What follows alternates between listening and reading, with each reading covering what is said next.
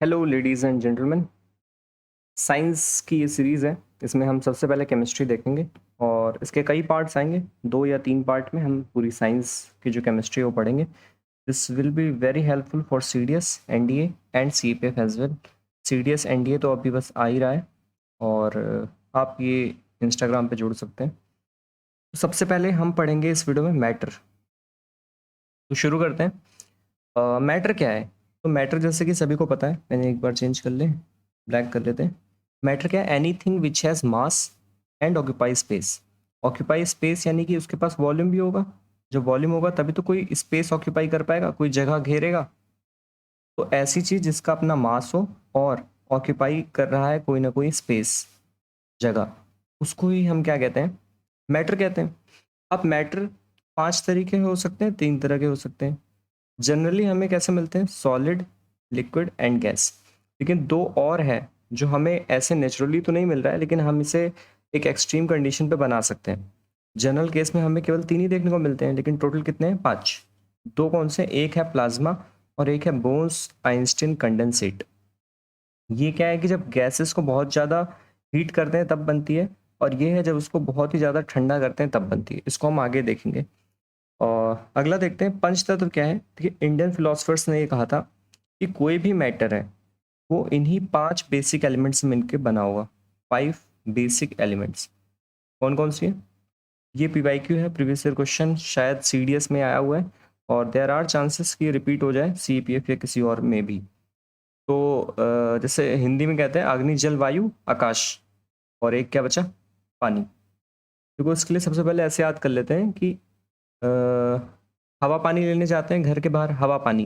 तो हवा यानी एयर, और पानी वाटर। घर के बाहर क्या करने जाते हैं? हवा पानी लेने जाते हैं। और अग्नि जल वायु, अग्नि, मुझे तो हिंदी में याद था अग्नि जल वायु, यो शक्तिमान अक्तिमान देखते थे ना। अग्नि बोले तो क्या कहते हैं? आग, आग बोले तो फायर। जल, जल हो गया। वायु, अग्नि जल वायु। आकाश, आकाश का मतलब स्काई। और पृथ्वी, पृथ्वी यानी अर्थ। ये ही 5 बेसिक एलिमेंट्स हैं जिनसे कोई भी चीज़, be it living thing be it non living thing, इन्हीं 5 बेसिक एलिमेंट्स से ही मिलके बना होगा। अग्नि जल वायु आकाश और पृथ्वी। यहाँ पे लिख देते हैं आकाश और पृथ्वी। उसके बाद क्या है कि देखिए, ये 2 स्टेटमेंट्स हैं कि पार्टिकल्स आर कंटिन्यूअसली मूविंग। कोई भी मैटर है, अब उसके अंदर छोटे छोटे पार्टिकल्स होंगे जिनको हम एटम कह सकते हैं, जो स्मॉलेस्ट इनडिविजिबल पार्टिकल होगा। हालांकि वो डिवाइड हो सकता है इलेक्ट्रॉन, प्रोटॉन, न्यूट्रॉन में। तो ये जो पार्टिकल्स हैं किसी भी मैटर के, ये कंटिन्यूअसली मूव करते रहते हैं। तो अगर कोई स्टेटमेंट आ जाए सीडीएस में, स्टेटमेंट 1 कि that particles are continuously moving, तो this statement is correct. They are never at rest. कोई भी पार्टिकल रेस्ट में कभी नहीं रहेगा, हमेशा मूव करता ही रहता है। और जैसे ही आपका टेम्परेचर इंक्रीज करेंगे, इसका आपने टेम्परेचर इंक्रीज किया, मान लो हीट दे दिया, हीट को मैं डेल से दिखाता हूँ, तो काइनेटिक एनर्जी उसकी क्या हो जाएगी? बढ़ जाएगी। जैसे कि आप वैसे ही देखिए ना, किसी को आप चकले वकले पे बैठा दीजिए तो कितनी छन्न से भागेगा। तो वैसे ही जो कोई आइटम है, इसको जब आप हीट प्रोवाइड कर रहे हैं तो इसकी जो रैंडमनेस है वो इंक्रीज हो जाएगी। इसकी रैंडमनेस इंक्रीज होने का क्या मतलब है? इसकी रैंडमनेस इंक्रीज हो जाएगी तो ये पार्टिकल और तेजी से भागेगा, यानी इसकी काइनेटिक एनर्जी इंक्रीज हो गई। काइनेटिक एनर्जी क्या होती है? जब मोशन में होती है तब जो एनर्जी होती है उसे काइनेटिक एनर्जी कहते हैं। इसका फॉर्मूला क्या होता है? Half M V square. M is the mass of the particle and V is the velocity, उस रफ्तार से जो जा रही है, तब ये जो एनर्जी प्रोजेस होगी इसे कहते हैं काइनेटिक एनर्जी। तो ये 2 स्टेटमेंट है, इसको आपको ध्यान में रखना है। स्टेटमेंट 1, स्टेटमेंट 2 जैसे सवाल में आ सकता है, नहीं भी आया तो इंपॉर्टेंट है कि particles are continuously moving and when you increase the temperature the kinetic energy will increases. तो इनकी जो मूवमेंट है पार्टिकल्स की वो और तेज होने लगेगी। तो ये बात थी। अब इसी में आता है कॉन्सेप्ट अगला, डिफ्यूजन का। कि डिफ्यूजन क्या होता है? यही चीज़ है कि जब एक पार्टिकल दूसरे पार्टिकल में जा करके मिलने लगता है, the intermixing of particles on their own is known as diffusion. जैसे हमने अगरबत्ती जलाई, अगरबत्ती, अगरबत्तियां राख हो गई। तो अगरबत्तियां जब आपने जलाई तो यहां से इसकी जो खुशबू है और ये जो एयर है, ये इसके पार्टिकल्स जा करके इसके अंदर मिक्स होने लगे। और आप यहाँ बैठे हैं, तो आपको अगरबत्ती यहाँ जल रही थी, आपको इसकी स्मेल आ गई because of diffusion, intermixing of particles हो गया, इंटर मिक्सिंग ऑफ पार्टिकल्स, इसी को हम क्या कहते हैं, डिफ्यूजन। तो ये सारी की सारी जो इसके पार्टिकल्स थे धीरे धीरे एयर में आए, और एयर में इतना ज़्यादा स्पेस होता है तो ये पार्टिकल्स धीरे धीरे आप तक पहुंच गए और आपने इसको सूंघ लिया, तो ये होती है डिफ्यूजन। आगे देखते हैं स्टेट्स ऑफ मैटर, मैंने बता ही दिया 3 होते हैं, 2 और होते हैं जो जिनका है प्लाज्मा और बोस-आइंस्टीन कंडेंसेट। अब प्रॉपर्टीज देखते हैं। ठीक है, सॉलिड की क्या प्रॉपर्टी है कि इसका फिक्स्ड शेप होगा, ये तो सभी को पता है। लेकिन लिक्विड में क्या है, फिक्स्ड शेप नहीं होगा और गैस में भी नहीं होगा। इनका लेकिन वॉल्यूम भी फिक्स होगा और वॉल्यूम इनका भी फिक्स होगा। जैसे पानी है तो पानी को आप ग्लास में कर लीजिए, उसके बाद उसको बॉटल में भर लीजिए, इनका वॉल्यूम तो सेम ही रहेगा, लेकिन क्या शेप सेम था? नहीं, क्योंकि जब ये ग्लास में था तो ऐसे ऐसे शेप में था, बॉटल में गया तो ऐसे लंबा हो गया, फिर आप थाली में डाल लीजिए तो ऐसे हो जाएगा। तो इनका शेप जो है वो चेंज हो जाता है, बहुत ही सिंपल सी बात है। लेकिन इनका शेप जो है फिक्स्ड होता है, ये रिजिड होते हैं, रिजिड यानी कि टफ होते हैं, हार्ड कह सकते हैं। और लिक्विड और गैस को क्या बोलते हैं, फ्लूइड। फ्लूइड सिर्फ लिक्विड को नहीं कहते हैं, when I was kid I had a confusion या फिर वेरी श्योरिटी कि फ्लूइड सिर्फ लिक्विड होती है, लेकिन जैसे जैसे हायर क्लासेस में आते गए फ्लूइड इन दोनों को कहते हैं। फ्लूइड का मतलब है who has tendency to flow. तो क्या गैस फ्लो नहीं करेगी? क्या करेगी? Who has tendency to flow. तो फ्लूइड यानी कौन, लिक्विड और गैस दोनों को ही फ्लूइड कहते हैं। अब जो मेन इंपॉर्टेंट बात सबसे क्या है कि सॉलिड के जो पार्टिकल्स हैं वो एकदम पास पास रहेंगे, ये सभी को पता है। लिक्विड में हल्का सा दूर रहेगा और गैस के जो पार्टिकल्स हैं वो काफ़ी दूर रहेंगे, एक यहाँ है, एक यहाँ है, एक यहाँ है। ठीक है, तो इंटरमोलिक्यूलर स्पेस की अगर बात करें तो इसमें बहुत ही कम स्पेस है, इंटरमोलिक्यूलर स्पेस थोड़ा ज़्यादा है, इंटरमोलिक्यूलर स्पेस सबसे ज़्यादा है। स्पेस इसमें ज़्यादा है तो इसमें, फिर इसमें, फिर इसमें। ठीक है, ऐसे कर देता हूँ मैं ग्रेटर देन। और अगर हम अट्रैक्शन कहें, जो जितनी ज़्यादा पार्टिकल्स आपस में अट्रैक्ट हो उनको तोड़ना उतना ही मुश्किल है, इसलिए सॉलिड को तोड़ना मुश्किल है।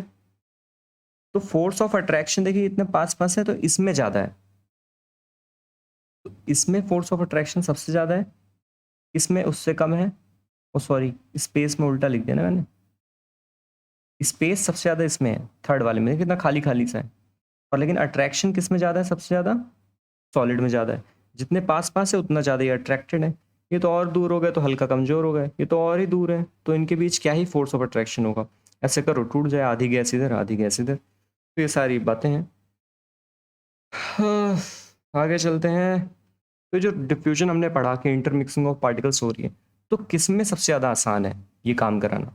जाहिर सी बात है कि गैस में डिफ्यूजन का रेट जो है, रेट ऑफ डिफ्यूजन सबसे ज़्यादा है, उसके बाद लिक्विड में, उसके बाद सॉलिड में। क्योंकि गैस में पार्टिकल्स के अट्रैक्शन कम है, आराम से एक दूसरे की तरफ मूव कर जाएंगे। लिक्विड थोड़ा उससे कमज़ोर है, लेकिन सॉलिड से तो बेहतर ही है। और सॉलिड में कहाँ मिक्स करा पाएंगे आप किसी चीज़ को, है ना? इसके पार्टिकल्स को तोड़ना इतना मुश्किल है, इतनी आसानी से डिफ्यूजन नहीं शो करेगा। This is important. Pen change कर लेते हैं। और देखिए गैसेस को हाईली कंप्रेसिबल है, उसको आप बहुत ज़्यादा कंप्रेस कर सकते हैं गैसेस को। प्रेशर अप्लाई करेंगे तो ये कंप्रेस हो जाएगी। इतनी ही गैस को आप इस कंटेनर में भी डाल सकते हैं, यहाँ पिस्टन लगा के इसको प्रेशर अप्लाई कर दीजिए तो इसको हम कंप्रेस कर सकते हैं। They are highly compressible. That is why जो हमने एलपीजी सिलेंडर देखा है, सीएनजी है, इसको इतना कंप्रेस करके उसके सिलेंडर में डाल देते हैं। सीएनजी आपको पता है कंप्रेस्ड नेचुरल गैस, और एलपीजी क्या है, लिक्विफाइड पेट्रोलियम गैस। ये है कंप्रेस्ड नेचुरल गैस। इसको हम क्लीनर फ्यूल भी कहते हैं। क्लीनर फ्यूल हालांकि कहना ज़्यादा ठीक नहीं है, क्योंकि नाम से ऐसा लग रहा है कि कोई फ्यूल है जो क्लीन करता हो, लेकिन क्लीनर फ्यूल का मतलब है कि इतना पॉल्यूशन नहीं देता जितना बाकी देते हैं पेट्रोल डीजल आलतू फालतू जो हैं, उनके कंपैरिजन में ये लेस पॉल्यूटिंग है। और एलपीजी क्या है, लिक्विफाइड पेट्रोलियम गैस। और आपको पता ही है जो घर में इसमें एलपीजी सिलेंडर में क्या क्या होता है, तो इसमें होता है प्रोपेन और ब्यूटेन। क्या बस यही दोनों चीज़ें होती हैं? नहीं, अदर हाइड्रोकार्बन भी होते हैं, लेकिन ये दोनों मेन होते हैं, प्रोपेन और ब्यूटेन। और जो आपको स्मेल आती है वो क्यों आती है? वो आती है इथाइल मरकैप्टेन से। ये इसमें डाला जाता है कि कहीं गैस लीक वीक हो तो आपको स्मेल आ जाती है ना, ये इसीलिए है। और फायर ब्रिगेड वाले बहुत ही जल्दी सूंघ लेते हैं इसको। और तो ये इंपॉर्टेंट है, ये कहीं ना कहीं ये आपको मिलेगा। अब बात करते हैं लेटेंट हीट की क्या है। क्योंकि लेटेंट का मतलब ही होता है हिडन। लेटेंट हीट का मतलब है कि आपने किसी चीज़ को हीट प्रोवाइड की। मान लो ये कोई चीज़ है, इसका टेम्परेचर अभी एक्स है, 25 कह देते हैं चलो। आपने टेम्परेचर यहाँ से दिया, हीट दिया, मैं डेल दिखाता हूँ। तो इसका टेम्परेचर 25 से 26 हो जाना चाहिए था, या 27 हो जाना चाहिए था, या 28 हो जाना चाहिए था। लेकिन आप देख रहे हैं ये साला बढ़ ही नहीं रहा टेम्परेचर। तो क्यों नहीं बढ़ रहा? मान लो आपने हीट दिया लेकिन फिर भी इसका टेम्परेचर 25 है, तो ये 3 डिग्री आखिर कहाँ गया? तो इसने क्या किया, उस टेम्परेचर को, उस हीट को यूज़ कर लिया अपनी स्टेट को बदलने में। मान लो ये सॉलिड था, तो आप देखेंगे कि ये लिक्विड हो गया, लेकिन जो टेम्परेचर है इस सिस्टम का वो अभी भी 25 है। तो यानी आपने जो हीट दी एडिशनल, वो सब तो बर्बाद होनी थी, मतलब इसको आप बढ़ाना चाहते थे, लेकिन वो बढ़ने की बजाय उस हीट को उसने यूज़ करके अपना स्टेट चेंज कर लिया। तो एक तरह से ये हिडन हीट हो गई। आप कहेंगे अरे यार कहाँ गई हीट सारी? हिडन है। क्यों? क्योंकि the heat has been used by the system to change its state. तो इस हीट को हम क्या कहते हैं? Latent heat. आई होप आपको लेटेंट हीट समझ आ गया होगा। और बुक में दो चीज़ें आती हैं, लेटेंट हीट ऑफ फ्यूजन और लेटेंट हीट ऑफ इवापोरेशन। तो लेटेंट हीट की डेफिनेशन क्या हो गई कि that heat energy absorbed by the system without showing any rise in temperature। कितनी हीट एनर्जी एब्जॉर्ब हुई है? Heat energy absorb without showing rise in temperature. क्योंकि टेम्परेचर आपका उतना ही रहेगा। सारी हीट क्या हो गई? तब्दील कर लिया उसने अपना स्टेट। स्टेट यानी सॉलिड से लिक्विड हो गया, या हो सकता है लिक्विड से गैस हो गया। अब लेटेंट हीट ऑफ फ्यूजन क्या होता है? देखिए, फ्यूजन का मतलब होता है मेल्टिंग। तो क्या मेल्टिंग होगा? अगर हम आइस की बात कर लें, तो आइस मेल्ट होगा कि पानी? आइस मेल्ट होगा, आइस हो जाएगा, पानी बन जाएगा। तो जब आपने मान लीजिए इसको हीट किया और इसने अपना स्टेट बदल लिया, तो हम लेटेंट हीट ऑफ फ्यूजन को कैसे डिफाइन करते हैं कि कितनी हीट एनर्जी चाहिए टू मेल्ट 1 kg सॉलिड। क्योंकि सॉलिड से लिक्विड हो रहा है, ये फ्यूजन का मतलब है मेल्टिंग। मेल्टिंग यानी सॉलिड टू लिक्विड। तो 1 kg हीट कितनी चाहिए हमें? इसको पहले हीट लिखता हूँ। Heat required to change 1 kg solid into liquid at its melting point. क्योंकि ये मेल्ट ही तो होगा और उसके बाद अपना स्टेट चेंज कर लेगा। तो इसे हम कहेंगे latent heat of fusion. Fusion ध्यान देना है कि सॉलिड से लिक्विड के केस में कहेंगे। तो the heat energy required to change 1 kg of solid into liquid at its melting point is known as latent heat of fusion. ये सारा किस प्रेशर पे हो रहा है? तो ये सारा काम एटमॉस्फेरिक प्रेशर पे हो रहा है, यानी नॉर्मल प्रेशर जो अभी एटमॉस्फेयर का जो प्रेशर है वहीं पे एकदम कोई मतलब छेड़खानी नहीं है। मतलब हमने कोई एक्सट्रीम प्रेशर पे काम नहीं किया है कि भाई जीरो प्रेशर पे ले जाएंगे या ग्रेविटी में ले जाएंगे। एकदम एटमॉस्फेरिक प्रेशर पे जो चीज़ें हैं उसी की बात हो रही है। Latent heat of vaporisation. Vaporisation आपको पता है लिक्विड टू गैस हो जाती है। लिक्विड से गैस क्या होता है? इस पॉइंट को बॉइलिंग पॉइंट कहते हैं। तो द हीट सेम चीज़ यही कर दीजिए। Heat required to change 1 kg liquid into gas या फिर vapour at its boiling point at atmospheric pressure is called as latent heat of vaporisation. तो यहाँ पे ये सारी चीज़ें हो गई, यानी कि आप टेम्परेचर दे करके किसी भी चीज़ का स्टेट आप चेंज कर सकते हैं। अब हम दो चीज़ें देखते हैं यहाँ। मेल्टिंग पॉइंट क्या है? मेल्टिंग पॉइंट क्या है? जब सॉलिड टू लिक्विड हो जाए जिस टेम्परेचर पे, और एटमॉस्फेरिक प्रेशर की बात तो हम कर ही रहे हैं हमेशा, ये कांस्टेंट रहेगा हमेशा, एटमॉस्फेरिक प्रेशर की बात है। तो इसे हम कहते हैं मेल्टिंग पॉइंट। बॉइलिंग पॉइंट क्या है? The temperature at which the liquid starts to boil, this is known as its boiling point. हालांकि आप यहाँ भी बॉइलिंग यही समझिए कि जहाँ पे बॉइलिंग शुरू हो जाए, यानी कि जब लिक्विड गैस में तब्दील होने लगे। वैसे आप देखेंगे टेक्निकली तो बॉइलिंग पॉइंट अलग होता है कि जब वेपर प्रेशर एटमॉस्फेरिक प्रेशर के बराबर हो जाता है तो उस पॉइंट को बॉइलिंग पॉइंट कहते हैं, पर ये इतना इंपॉर्टेंट नहीं है। इंपॉर्टेंट यही आप समझिए कि लिक्विड से गैस में जब बदलने लगे, उबलने लगे, तो ये बॉइलिंग पॉइंट हो जाएगा। और बात किसकी हो रही है? तो सब इसी की बात हो रही है एट एटमॉस्फेरिक प्रेशर पे। बॉइलिंग पॉइंट ऑफ वाटर आपको पता है कितना है? सभी को पता है, 100 डिग्री सेल्सियस में दूध उबलता है। अच्छा, मेल्टिंग पॉइंट ऑफ आइस कितना है? आइस क्या है, 0 डिग्री सेल्सियस पे ही आइस रहता है, बर्फ जम जाएगी। लेकिन हल्का सा अगर आपने टेम्परेचर कम किया, हल्का सा मान लो 0.0001, तो थोड़ा सा आइस बन जाएगा, तो इसका मेल्टिंग पॉइंट भी जीरो ही है। समझ रहे हैं? इसको आप नेगलेक्ट कर दीजिए, तो इसका मेल्टिंग पॉइंट भी यही है और फ्रीजिंग पॉइंट भी यही है, क्योंकि हल्का सा ही चेंज होते ही वो नीचे खिसक आएगा, पानी बन जाएगा। इसी पे बर्फ बनता है, इससे जस्ट ऊपर, और इस तक क्या रहेगा, वो पानी रहेगा। ठीक है, और सेल्सियस से उसमें कन्वर्जन का वो आते हैं न्यूमेरिकल्स। तो अच्छा, इसमें ये एक इम्पॉर्टेंट कॉन्सेप्ट है कि किसके पास ज़्यादा एनर्जी है, क्योंकि मैंने बताया कि अगर मान लीजिए कोई चीज़ है, उसको आपने हीट किया, उसका टेम्परेचर कांस्टेंट दिया, without rise in temperature the substance has change its state. तो अब ये बताइए कि एनर्जी किसके पास ज़्यादा है। जैसे देखिए, आइस है, मान लेते हैं आइस है 0 डिग्री सेल्सियस पे, और 0 डिग्री सेल्सियस पे ही पानी है, तो किसके पास ज़्यादा वो है? यहाँ पे आइस है, यहाँ पे पानी है, टेम्परेचर क्या है, 0 डिग्री सेल्सियस है, किसकी एनर्जी ज़्यादा है? वाटर की एनर्जी ज़्यादा है। क्यों? क्योंकि मान लो इसको मैंने एक्स टेम्परेचर दिया, 0 डिग्री सेल्सियस पे अभी है, ये सिस्टम अभी 0 डिग्री सेल्सियस पे है, और ये भी 0 डिग्री सेल्सियस पे है, लेकिन इसके पास थोड़ी सी एक्स्ट्रा एनर्जी है। क्यों? क्योंकि आइस से ही वाटर बना होगा, जिसके लिए उसने डेल एक्स हीट और ली होगी, जो कि लेटेंट हीट है। अरे, आइस को हीट करेंगे तभी तो वाटर बनेगा, यानी कि वाटर के पास 0 डिग्री सेल्सियस का टेम्परेचर तो है ही, क्योंकि सेम ही टेम्परेचर है, साथ में इसके पास वो एनर्जी भी है जिसको यूज करके आइस वाटर में बना है। लेटेंट हीट की बात हो रही है, इसलिए इसकी जो एनर्जी है वो ज़्यादा है। ठीक है, वाटर इज द आंसर। वही चीज़ वाटर और स्टीम में देखते हैं। मान लेते हैं यहाँ पानी है, ऐसे ऐसे 100 डिग्री सेल्सियस में जब पानी उबलने वाला है, और स्टीम है वो भी 100 डिग्री सेल्सियस में। अब किसकी एनर्जी ज़्यादा है? अब स्टीम की एनर्जी ज़्यादा है। क्यों? क्योंकि स्टीम तो 100 डिग्री सेल्सियस पे है ही, और स्टीम बना कैसे है? स्टीम बना है जब वाटर को आपने हीट किया होगा, जो एनर्जी आपने दिया होगा उसका टेम्परेचर इसने नहीं बढ़ाया, बल्कि उसको यूज कर लिया टू चेंज इट्स स्टेट। तो ये क्या हो गया? Latent heat. तो जो एक्स्ट्रा टेम्परेचर इसने अपने स्टेट को चेंज करने में लगाया, वो भी तो इसी के पास है, एडिशनली तो इसके पास है ना। तो यानी कि स्टीम की एनर्जी ज़्यादा हो गई। कैम्फर क्या होता है? कैम्फर होता है कपूर अमोनियम क्लोराइड, इसका फॉर्मूला है। कपूर आपको पता ही है, तो उसमें पूजा वूजा में जलाते हैं।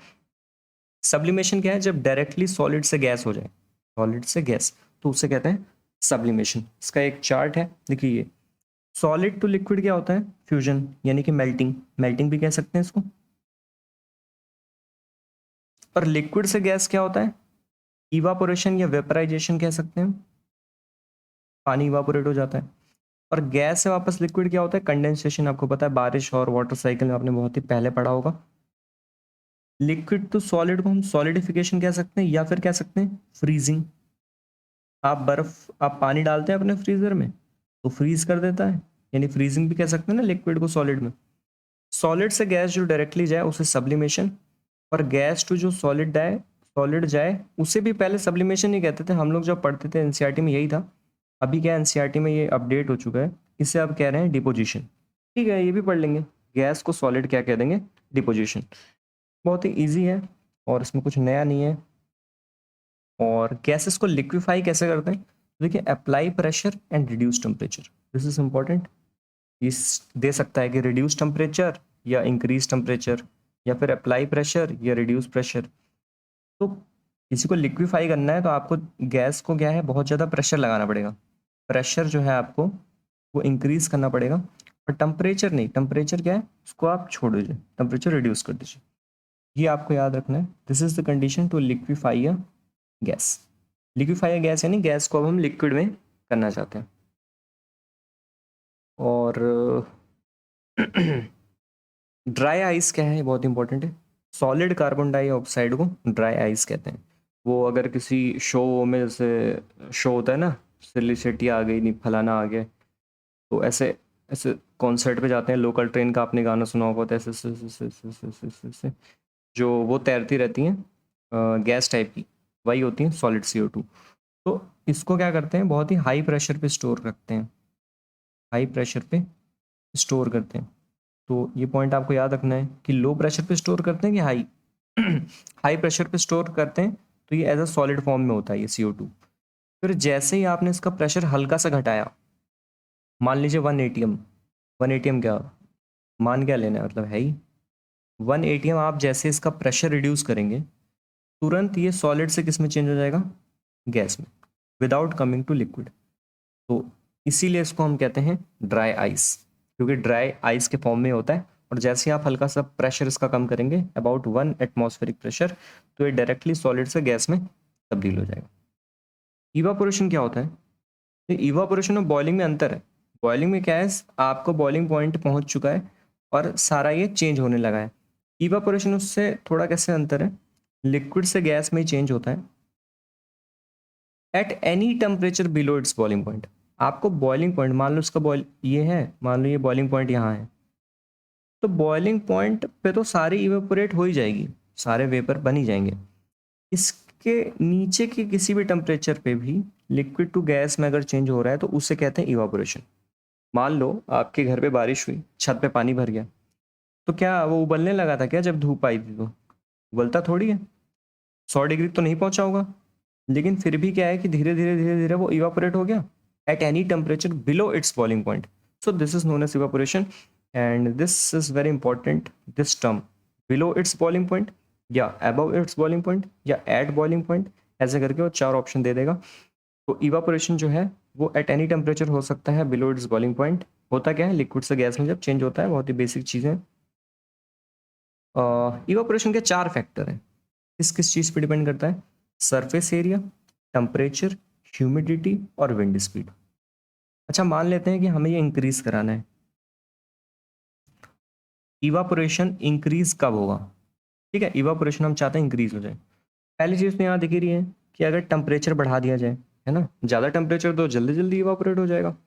सरफेस एरिया बढ़ा दो, जब ऐसे ही आपके यहाँ भी बारिश का सीज़न भी चल रहा है, तो बारिश होने के बाद आप क्या करते हैं, अगर आपके यहाँ थोड़ा पानी जमा हो जाता हो, तो आप ले जाते हैं स्वीपर से या झाड़ू से, उस जगह हुआ पानी को पूरा फैला देते हैं पूरी छत पे, ऐसे ऐसे। तो जब फैल जाता है तो ज़्यादा सरफेस एरिया हो जाएगा और आप आसानी से इवापोरेशन हो जाएगा। तो सरफेस एरिया बढ़ाने से भी इवापोरेशन इंक्रीज हो जाता है। विंड स्पीड, ठीक है, अगर तेज़ हवा चले, ऐसे कपड़े आपने सुखा रखे हैं, ऐसे मान लो टंगा हुआ है, तो जो हवा तेज चलेगी तो इसके जो पानी के ड्रॉपलेट्स हैं वो भी अपने साथ बहा ले जाएगी आगे, विंड। तो विंड स्पीड भी अगर आप बढ़ा दें तो भी इवापोरेशन तेजी से हो जाएगा।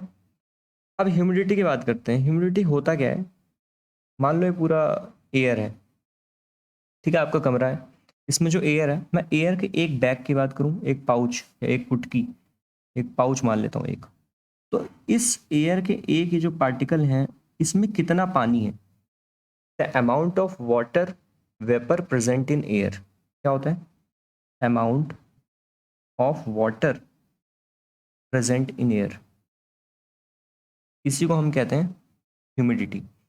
तो एयर में कितना पानी है, इसको हम कहते हैं ह्यूमिडिटी। अब ध्यान से देखिए कि मैं चाहता हूं कि यहां से इवापोरेशन हो जाए, ठीक है, ये मेरा ऑब्जेक्ट है और ये एयर है, तो मैं तो यही चाह रहा हूं ना कि सारी की सारी जो पानी है यहां से निकल के एयर में घुस जाए, तभी तो इवापोरेशन होगा, नहीं और क्या होगा।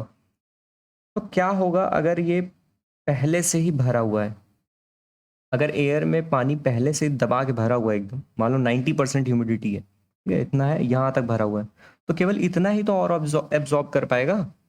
अब मान लो 100% ह्यूमिडिटी है, तो एब्जॉर्प्शन होगा ही नहीं, क्योंकि पूरा का पूरा एयर जो है पानी से भरा हुआ है। This is what humidity is. तो मैं क्या चाहूँगा कि ह्यूमिडिटी बहुत ही कम हो। ह्यूमिडिटी कम हो का क्या मतलब है, ह्यूमिडिटी अगर कम है इसका मतलब है the amount of water present in air is low. तो अभी क्या है, इस एयर में पानी क्या है, सिर्फ जरा सा है, इतना तो खाली है ना, जब इतना खाली है तो ज़्यादा सोख लेगा ये, तो इवापोरेशन बढ़ जाएगा। तो तो यही वजह है कि वी वांट कि ह्यूमिडिटी कम हो, यानी कि उसके पास जगह ज़्यादा है, यानी कि इवापोरेशन अब ज़्यादा होगा। तो सरफेस एरिया ज़्यादा इंक्रीज कर दो, टेम्परेचर इंक्रीज कर दो, विंड स्पीड इंक्रीज कर दो और ह्यूमिडिटी को डिक्रीज कर दो, जिससे कि क्या हो जाए, आपकी जो है और ज़्यादा इवापोरेशन तेजी से होने लगे। अच्छा, इवापोरेशन कॉज कूलिंग, ये तो है ही। कहीं भी आपको कूलिंग दिखे कि स्वेट निकल रहा है तो बताओ कूलिंग लग रही है, तो क्या है? कहीं भी कूलिंग आए आंख बंद करके इवापोरेशन ठोक देना। मटके में पानी रखा है, पानी ठंडा हो रहा है, इवापोरेशन। ऐसी ऐसी चीज़ है, वैसी वैसी चीज़ है, ठंडा लग रहा है, इवापोरेशन। नेल पॉलिश रिमूवर, ये लड़कियों को पता होगा।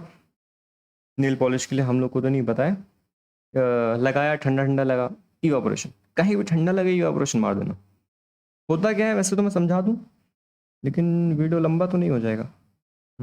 बता ही देता हूँ। ठीक है, इवापोरेशन का क्या मतलब है कि लिक्विड से वो गैस में हो रहा है चेंज, है ना।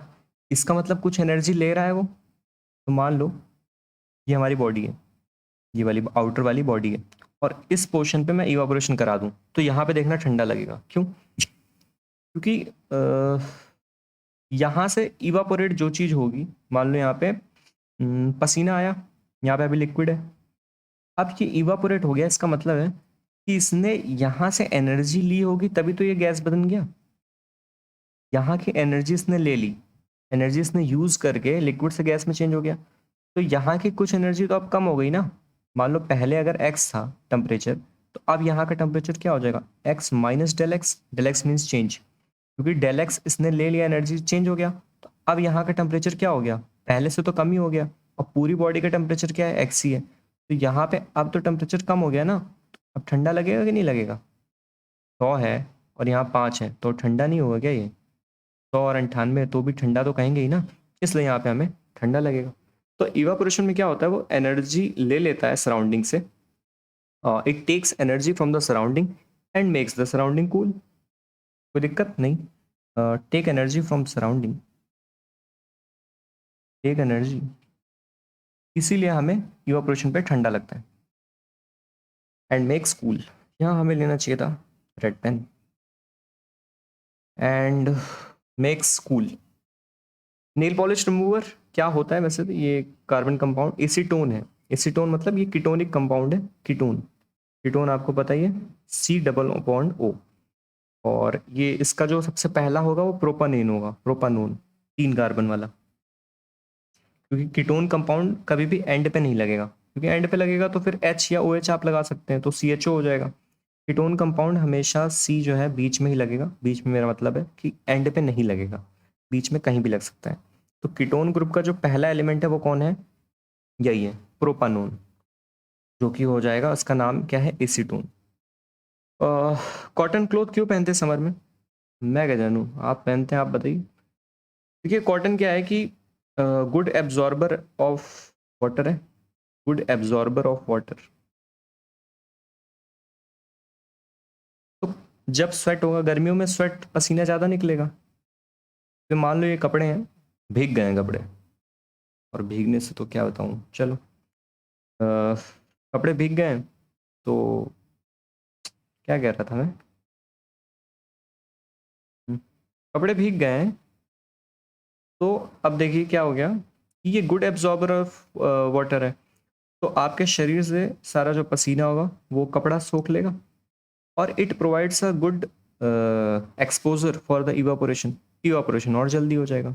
यही रीज़न है कि कॉटन पहनते हैं। ठीक है, प्रोवाइड सरफेस फॉर इवापोरेशन। और कोई है तो वो जल्दी एब्जॉर्ब ही नहीं करेगा, तो इवापोरेशन के लिए सरफेस क्या प्रोवाइड करेगा? वाटर ड्रॉपलेट्स आपने देखा होगा, जब ठंडा पानी आप रखते हैं तो उसके चारों ओर वो आ जाता है।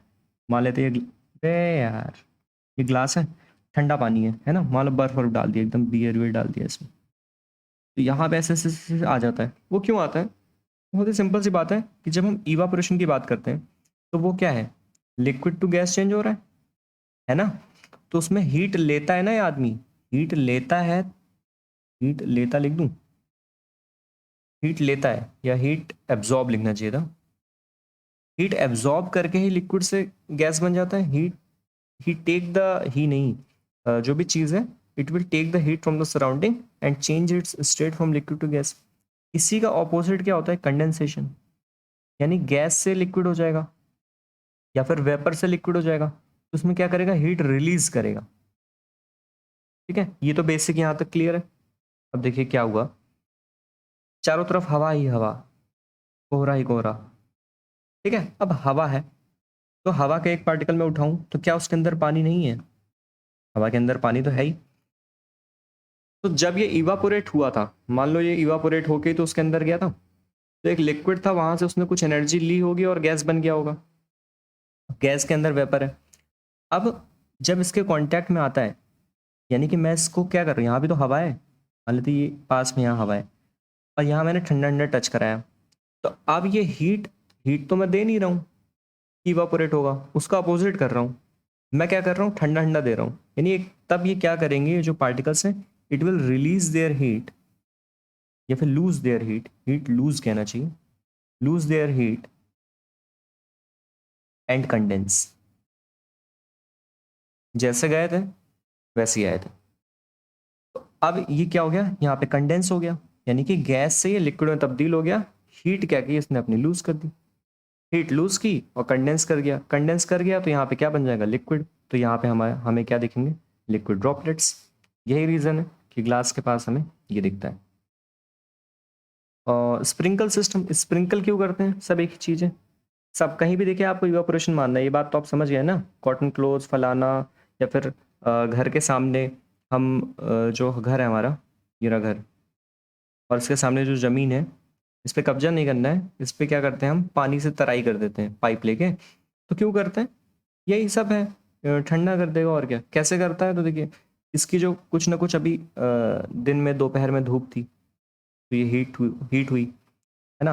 अब हम इसके ऊपर पानी छिड़क दे रहे हैं, तो ये जब पानी छिड़का तो पानी लिक्विड है, पानी कुछ देर बाद लिक्विड से गैस हो जाएगा। कैसे हुआ? कैसे?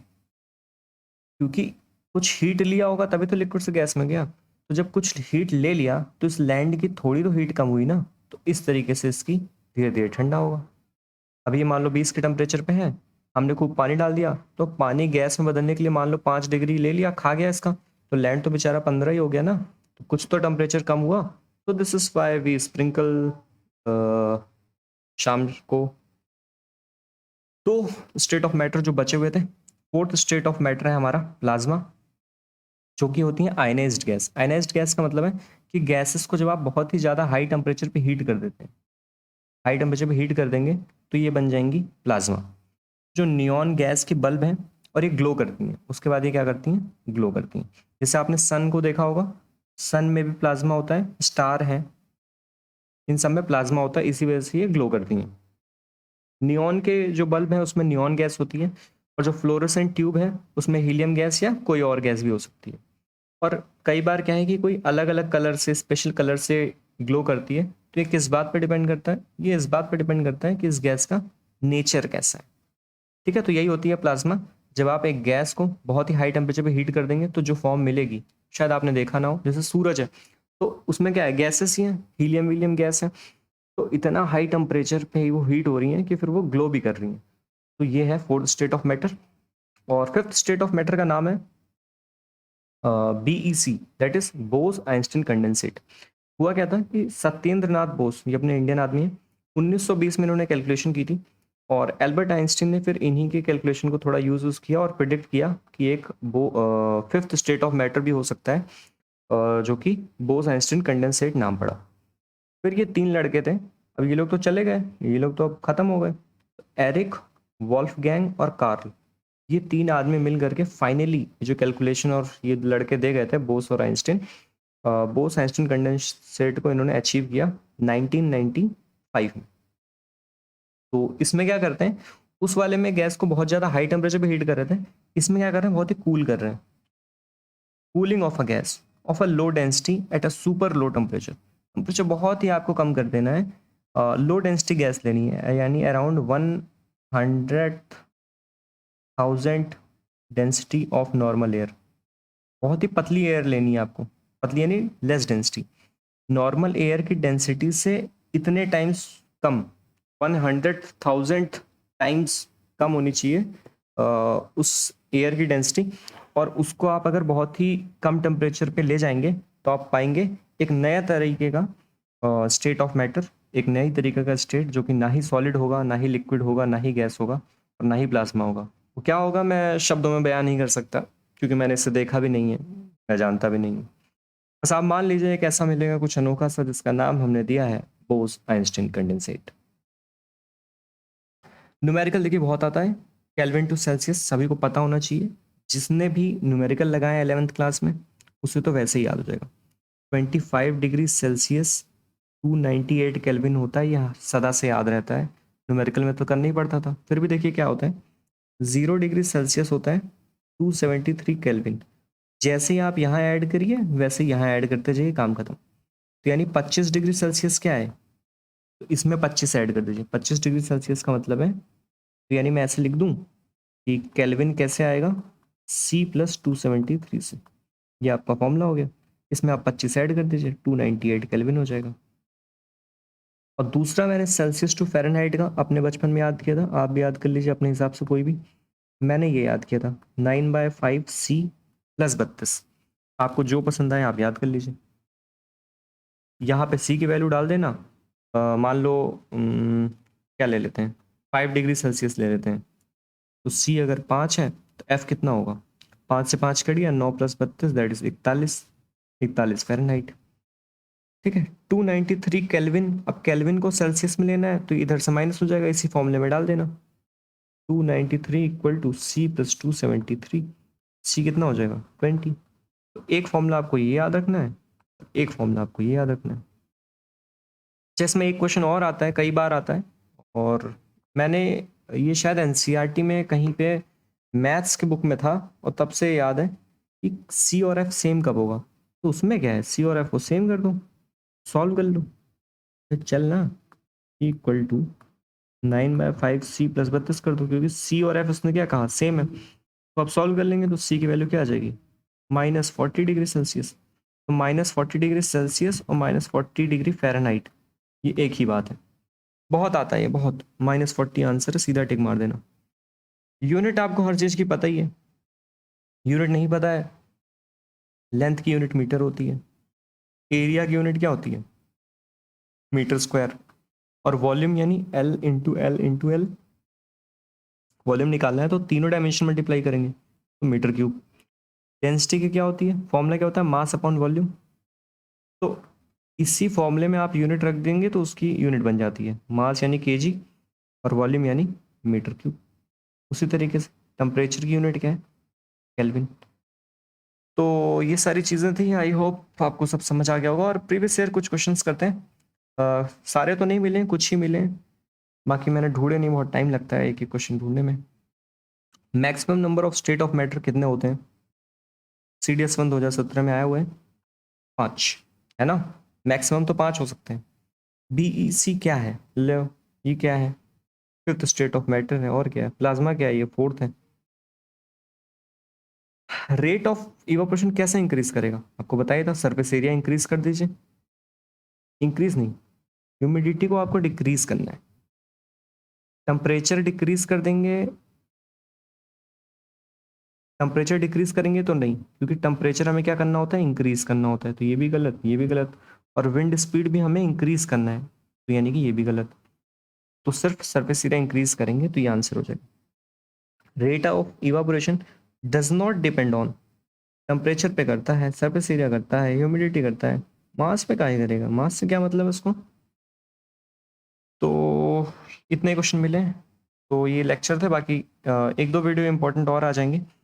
और hello, my name is Vinay Yadav. I'm here because I love to teach and I want to help people who are in need, who want to clear AFCAT and CDS, as I have cleared AFCAT 4 times and EKT in mechanical 4 times and CDS 4 times, and also I'm done with all my SSBs। तो अब मैं help करना चाहता हूँ। You can find me on Instagram, यहाँ पे 6000 के लोग हैं, आप यहाँ पे जुड़ जाइए, यहाँ आपको न्यूज़ और कोड्स मिलेंगी। और आप CDS black YouTube Telegram channel पे जुड़ सकते हैं for PDF। Have a good day. prepare well for the upcoming CDS and NDA. Thank you.